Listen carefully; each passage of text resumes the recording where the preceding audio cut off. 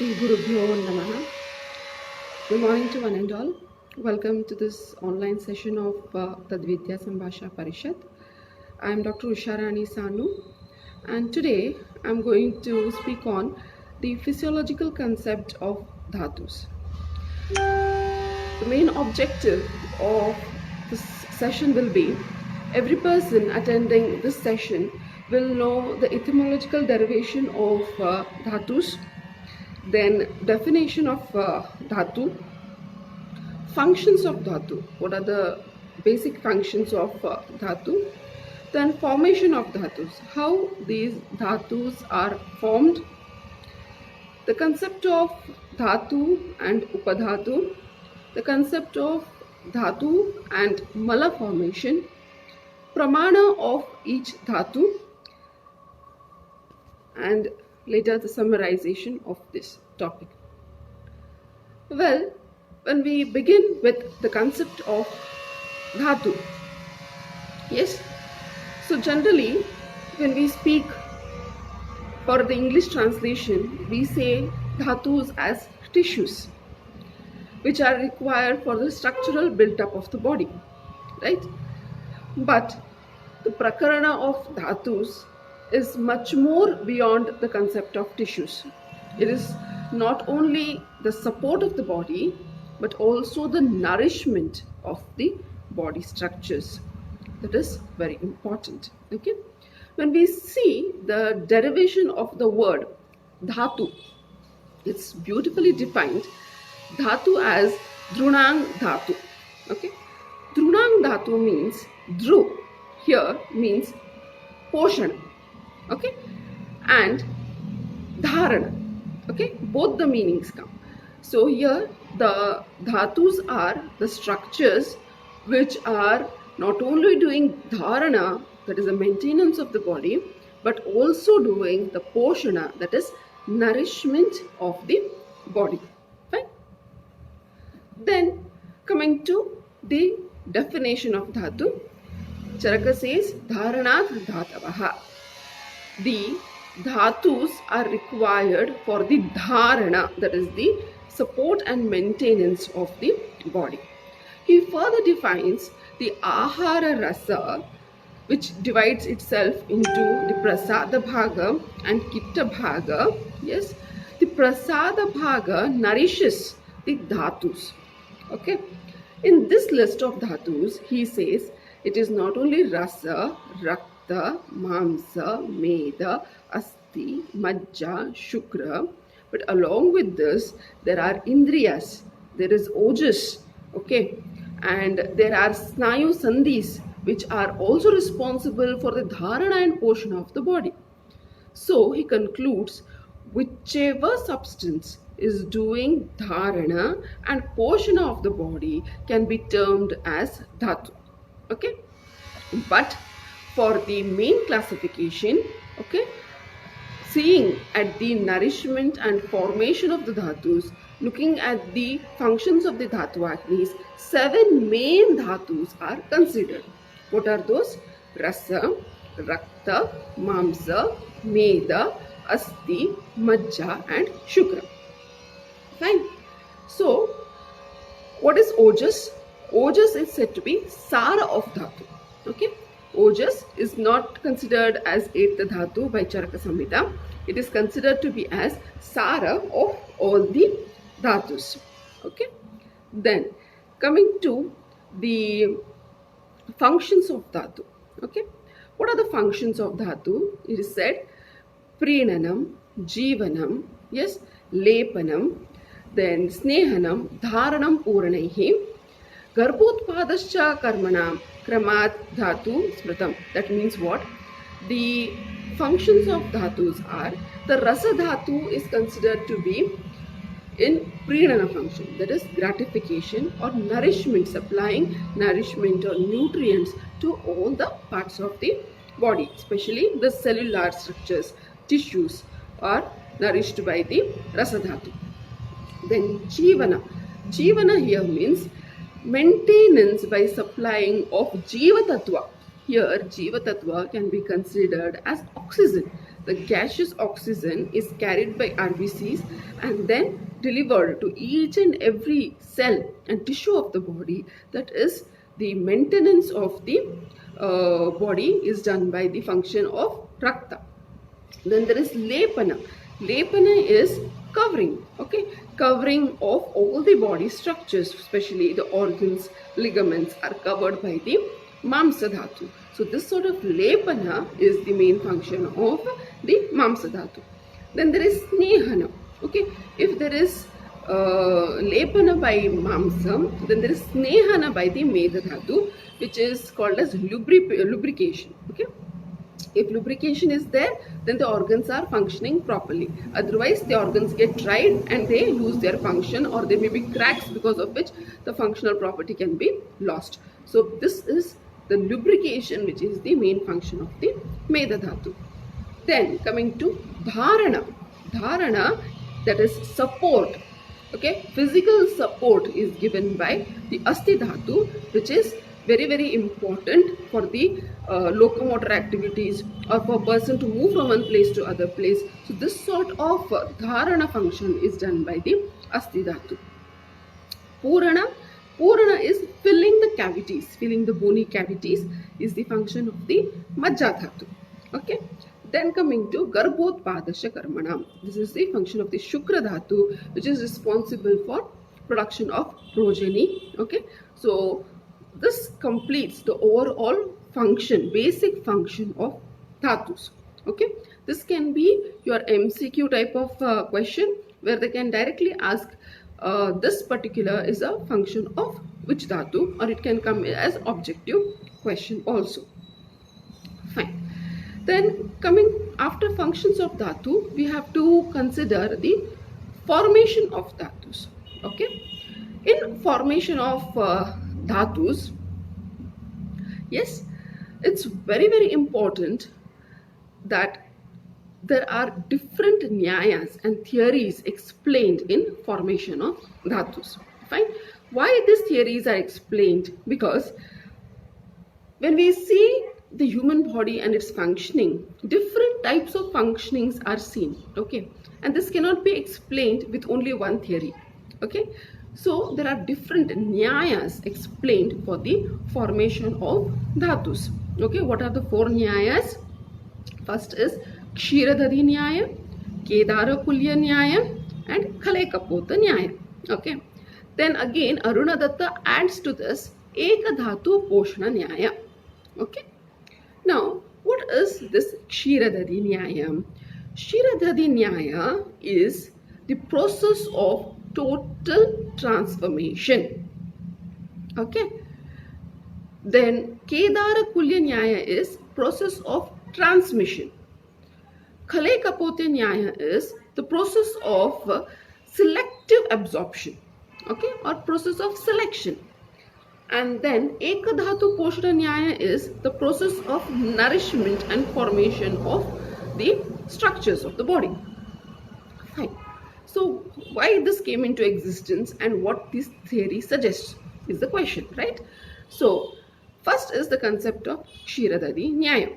Okay, when the question of how does Dhatu Poshana takes place came, first Acharya has explained about Kshiradhari Nyaya.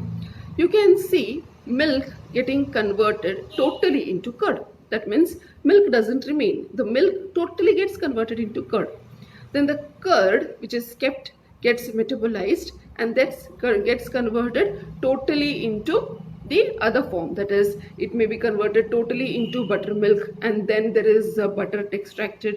The butter is then heated, and then the totally ghee is formed. So such type of total transformation is Kshiradhari Nyaya. In the same way, Acharya said, you have to apply this simile to the body, saying, Ahara which is consumed, which is acted by the Jataragni, the whole of the Ahara is getting converted into Ahara Rasa. Yes, there is no doubt about it. This Ahara Rasa is totally getting converted into Rasa Dhatu under the influence of the Rasa Dhatu Agni. This Rasa Dhatu Agni forms Rasa, and later when acted by the Rakta Dhatu Agni gets totally transformed into Rakta, and in the same way Shukra is formed. Now, the biggest question here was, if the person fasts for 7 days, okay, does the body becomes only Shukramaya? Is there no Rasa, Rakta, Mamsa? Only Shukra will be present in the body? No. If this is no, that means this Nyaya is failing to explain what happens if the person is fasting for 7 days. Okay, only Rasa, only Shukra is not formed. Even Rasa Dhatu is there, Rakta Dhatu is there, Mamsa Dhatu is there. Everything doesn't get converted into Shukra Dhatu. Okay, so that was the first comment on which did not support the Kshiradhati Nyaya. We agree with Kshiradhati Nyaya, but not in all the concepts of physiology. Okay, then there was one more doubt, saying that when a person indulges himself in a snigdha ahara vihara, okay, there is Medho Dhatu Vriddhi. If there is Medho Dhatu Vriddhi, there has to be a total conversion of this Medha into Asti, right? And there should be totally Asti Vriddhi, which doesn't happen. In Medho Dhatu Vriddhi, the person becomes obese and the Asti Kshaya also takes place in obesity. So here the Kshiradhati Nyaya doesn't support this concept. Okay, so there must be some other theory which is nourishing, okay, the other dhatus. So this was one more concept where Kshiradhati Nyaya didn't get its support. Okay, then there was another concept saying that when you take dugdha, that is milk, it directly nourishes the Shukra Dhatu. Yes, when a person consumes Sneha Ahara Vihara, okay, or in the concept of Viruddha Ahara Vihara, they said there is directly the Majja Dhatu which is getting affected. Okay, so here you see there is something which is acting directly on the dhatus without interfering, even the Rasa Dhatu, Rakta Dhatu. Okay, they are moving directly to the particular dhatus. That means there is some pathway through which there is speedily absorption of the ions or the molecules. Okay, so this made acharyas think that apart from Kshiradhati Nyaya, there are some more Nyayas which are involved in the formation of dhatus. Okay, so then came the concept of the Kedarakulya Nyaya. What is Kedarakulya Nyaya? Kedarakulya Nyaya means irrigation to the fields. Okay, it is just like Ahara Rasa is formed. Okay, this Ahara Rasa is circulating in the main channel. Okay, and this nourishes the Rasa Dhatu. Then there is the Rakta Dhatu, there is Mamsa Dhatu, there is Medha Dhatu, there is Majja and Shukra.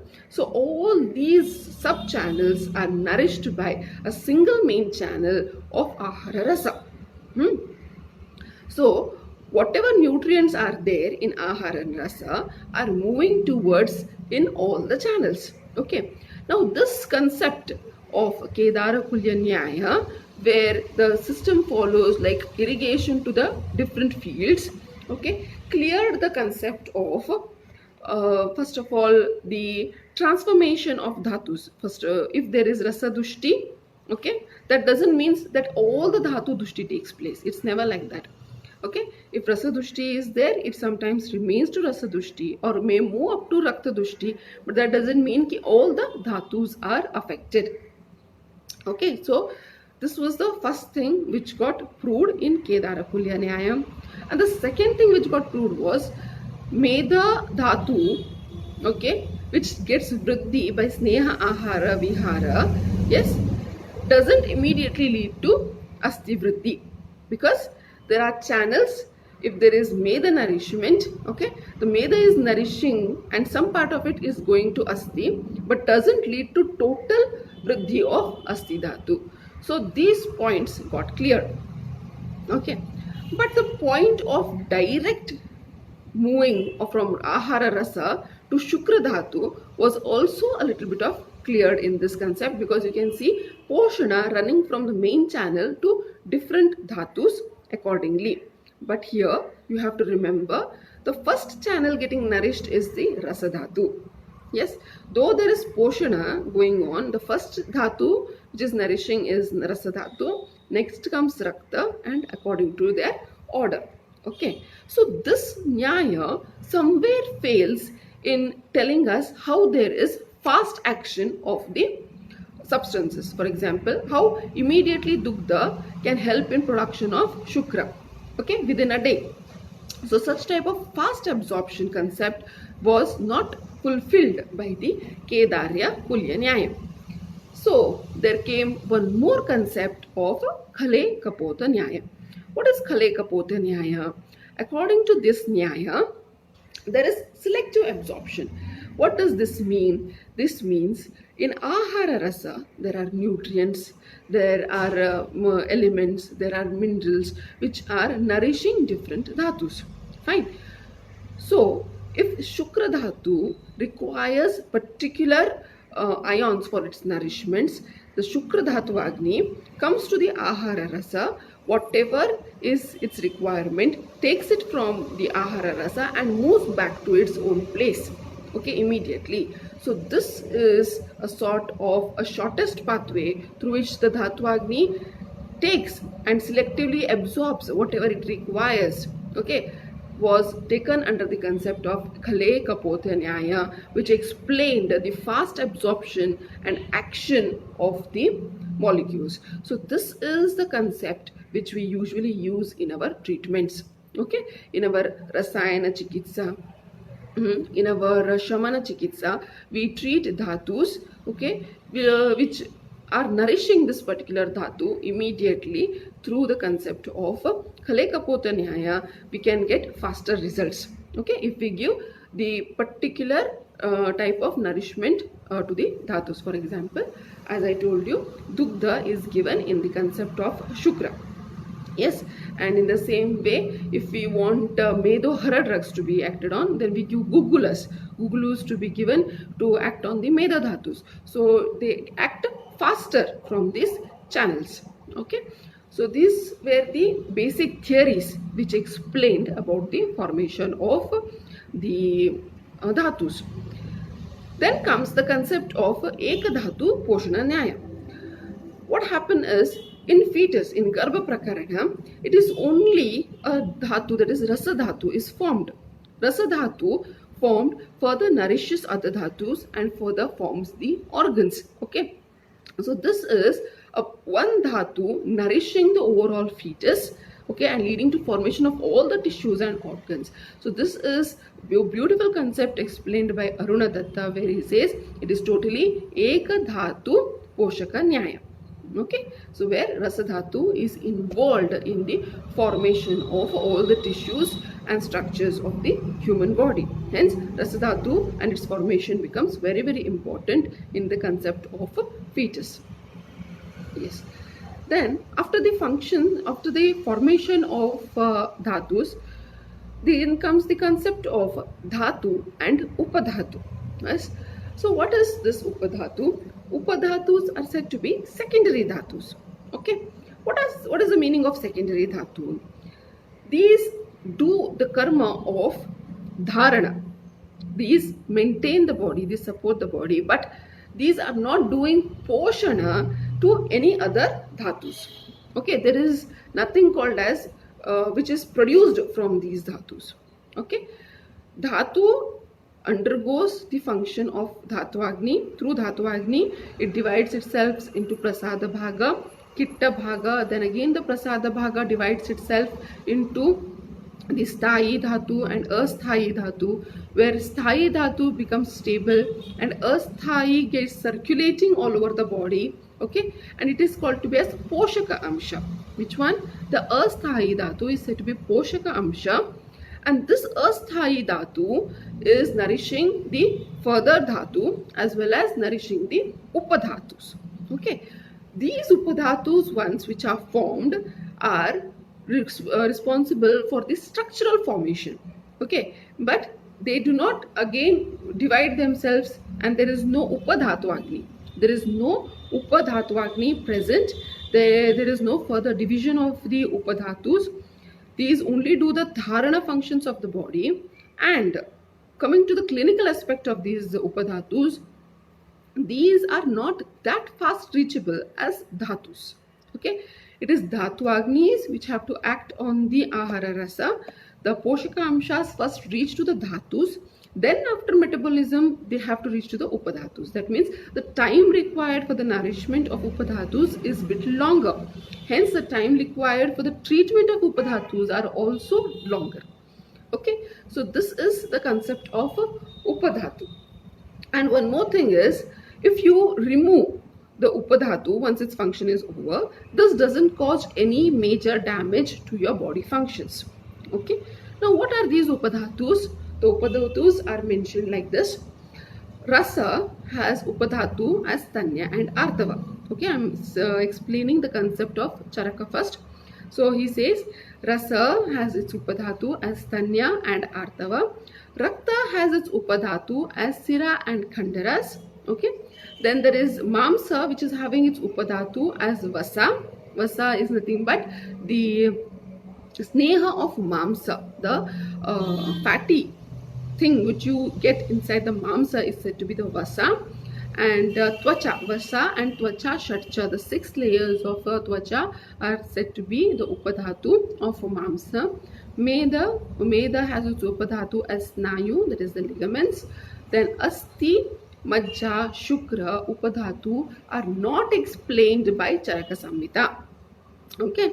Further, it is Sharangadhara Samhita who explains Rasadhatu, he says Tanya and Rajas, that is Artava is okay.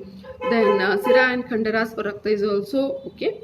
Then Mamsa is Mamsa Sneha, that is Vasa is said to be the Upadhatu of Mamsa. He explains it as Mamsa Sneha also. It should not be a confusion. And then he says Medha, for Medha, Sweda is said to be the Upadhatu. This is a MCQ type of question where Sharangadhara explains Sweda as Upadhatu of Medha, and then Danta as the Upadhatu of Asti, and Kesha as the Upadhatu of Majja, and Ojas as the Upadhatu of Shukra. Here Ojas is said to be the Upadhatu of Shukra by the Sharangadhara Samhita. Okay.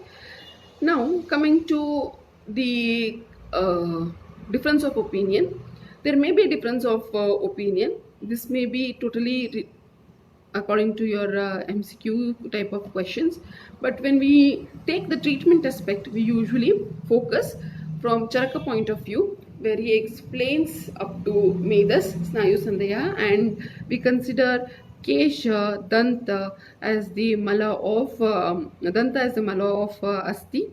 Okay, and Kesha can be taken as the mala of Kesha can be the Upadhatu of Majja.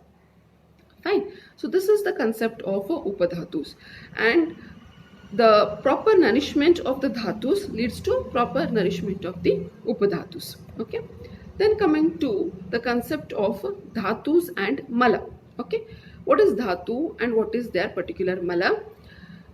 The rasadhatu has kapha as its mala. Okay, when the production of rasadhatu takes place, there is prasada bhaga and there is kitta bhaga. In the kitta bhaga formation, there is kapha production in the rasadhatu. In rakta dhatu, the kitta bhaga is the pitta. Okay, so these are all MCQ questions where prasada bhaga and kitta bhaga. The kitta bhaga is said to be as pitta. Then there is mamsa dhatu, where the kitta bhaga is khamala. Khamala here means the mala which is produced in all the cavities of the body. It may be from your nasal cavity, it may be from your ear canals, it may be from your the mala which is coming out from the eyes. Okay, it can be any mala which is coming out from the cavities. Then Sweda is said to be the mala of the Medas. Then there is Kesha Nakha, which is said to be the mala of Asti. Okay. Then Sneha, the lip,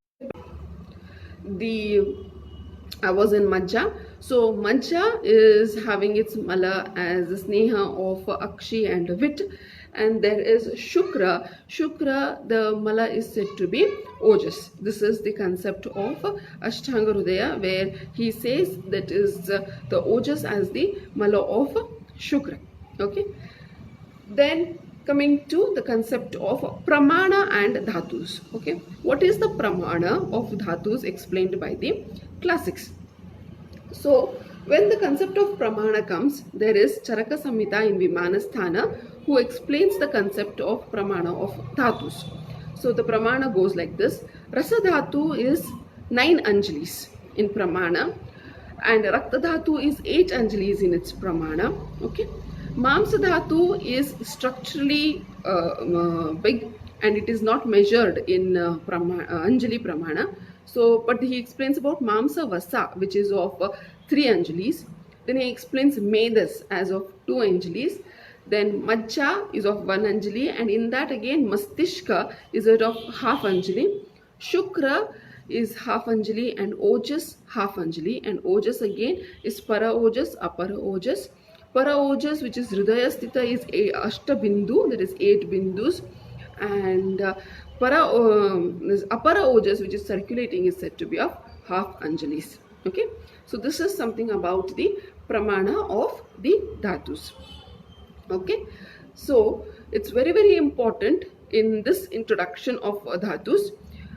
We have covered the etymology and definition of the term Dhatu. Then we have seen how the functions of dhatus are, what are the basic functions of dhatus.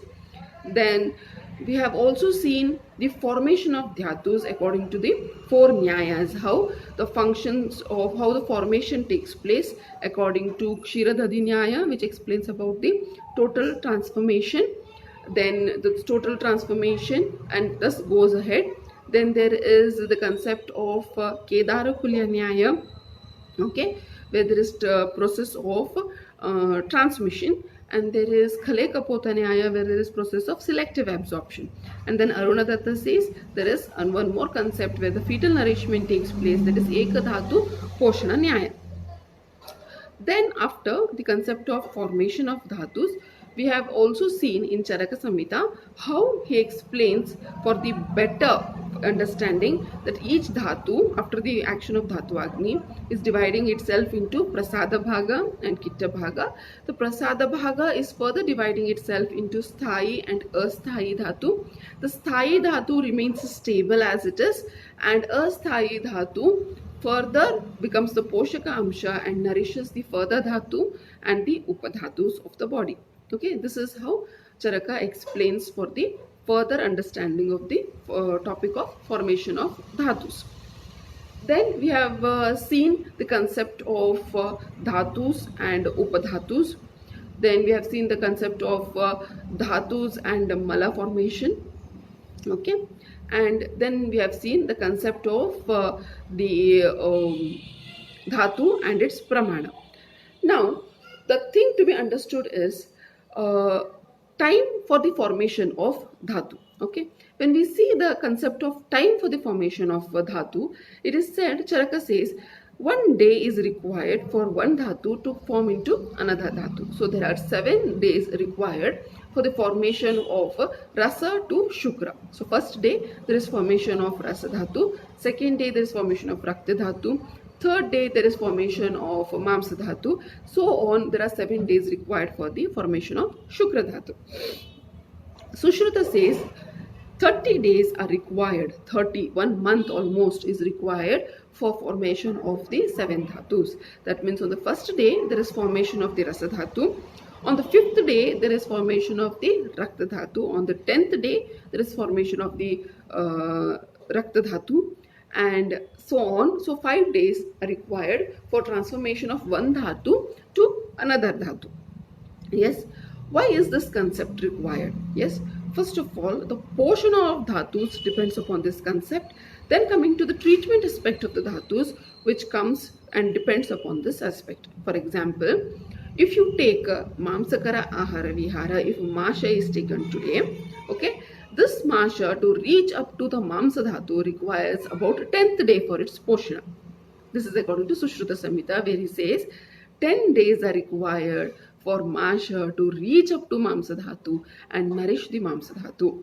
Okay, when we see the concepts of hematinics, when you give Loha as medicine, okay, then this Punarnava Mandura or any Mandura type of medicines to reach up to Rakta Dhatu minimum may require 10 days. Okay, minimum may require 5 days, because for Rasa to get converted into Rakta may require 5 days, and continuous taking of this medicines for 5 days will reach up to the Rakta Dhatu. Okay, so this medicines which is taken today will take 5th day to reach up to the Rakta Dhatu, is the concept of the Sushruta. Yes, then coming to the other aspect, like fractures, Asti Prakarana. It almost, whenever there is fracture of any Asti, it takes longer duration for the Asti to heal itself. This is because Poshana of Asti takes almost 20 days of duration, and repeated taking of medicines for these 20 days will start reaching Asti, and further there can be healing of these fractures. So it's very, very important to know the duration required for the formation of dhatus also. Okay, with this Charaka again explains the vriddhi and kshaya of each dhatu, but it has to be discussed particularly with specific dhatu, and hence in my coming classes I will be explaining about each dhatu in detail. With this I end today's session. Thank you for attending.